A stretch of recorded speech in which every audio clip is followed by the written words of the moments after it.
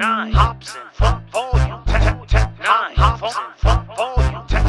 9 hops and fuck volume. 9 hops and fuck. Yo, I first met Hop back in 2009. I reached out when my homie Low Key found him online. He blew my mind with his rhymes. He sounded sublime. He showed me I wasn't the only one down for the grind. We kept in touch and grew closer as the time went on, till we became best friends and the bond was strong. Sitting up and just straight talking like from 9 to dawn. Our mutual struggle to be heard, to find our bond. He was the only one who understood what it was like to struggle and strife, to make a name juggling life, trying to become something bigger than some regular guys, like eagles with our wings pinned, trying to spread them and fly. We kept our friendship secret as a joke in the plot, that we'd reveal it in this new video that I shot. But when the video dropped and I saw he cut all my parts, it felt like I had a damn dagger stuck in my heart. But it's a dead horse now. Can we all just move on? It's a dead horse now. It's really been too long. It's a dead horse now. I'm thinking that it's time that we all just leave it alone. I'm telling you, hey, and it's all already been said.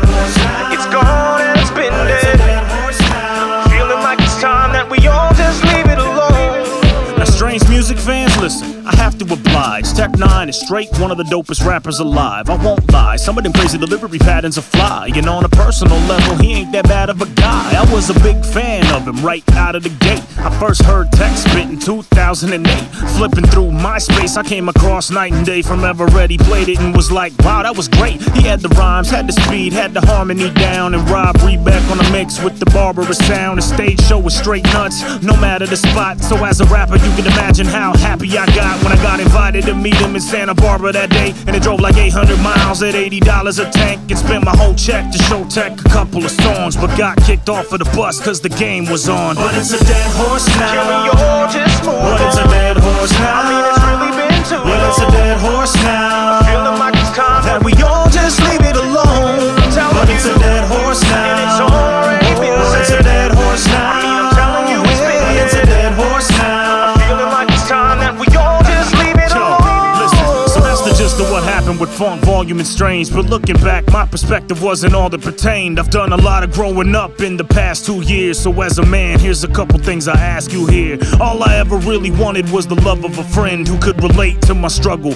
and thus was akin, along with the validation from professional peers to whom I looked up to justify the stress and my tears. So when I felt Hop betrayed me, it cut me deep, and getting kicked off of the bus hurt enough to weep. So when my situation got bleak, I hatched me a ploy to throw a fit and lash out like a sad little boy. It wasn't Tech's fault, his manager treated me bad, but I dissed him for the buzz that I seen that he had. And in the process, I flipped off a legend of rap and made a horrible impression I could never get back. Now with my homie Hop, it was even deeper than that. The bond we shared, I should've worked to keep it intact, but instead, I let my anger overcome me and snapped and ripped the gash in between us, too rugged to patch. But it wasn't just that, I trashed every one of his acts and hit Swizz with elaborate redundant attacks, and used my whole platform as a big bullhorn to turn the once pure friendship ugly and black. And even though I might have felt validated inside, I wasn't gracious, I reacted out of anger and pride, and at the same time stigmatized my name and defamed the notoriety I tried to gain, and tried to blame other people for a course of events I could've stopped from even happening before it commenced. And ever since, have lost fans, lost respect, lost any chance to ever do a song with Tech, lost a best friend, pissed off loads of his fans, lost potential opportunities to grow in advance. And I was speaking on God while digging a grave, in a vast misappropriation of the gifts that he gave. I was blind with the justice and redemption I craved,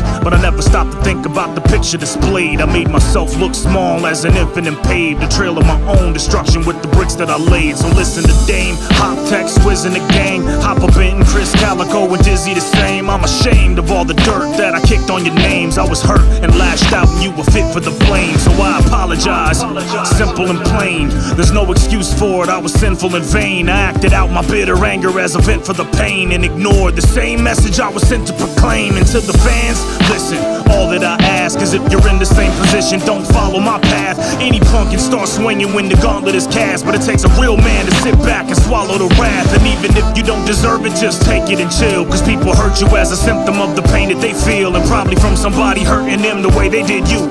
And the cycle will continue till the hatred is through. So if you got somebody out there and you know who they are, you really care scared about who left you heartbroken and scarred. It might be time to swallow that pride and punch in the call and put an end to that sick cycle once and for all. And even if it feels like it's beyond repair, fixing your half's the only thing you're called to bear. But unless you try, you'll never know, and who could be mad? One day you two could look back like, yeah, it used to be bad, but it's a dead horse now. It's a dead horse now.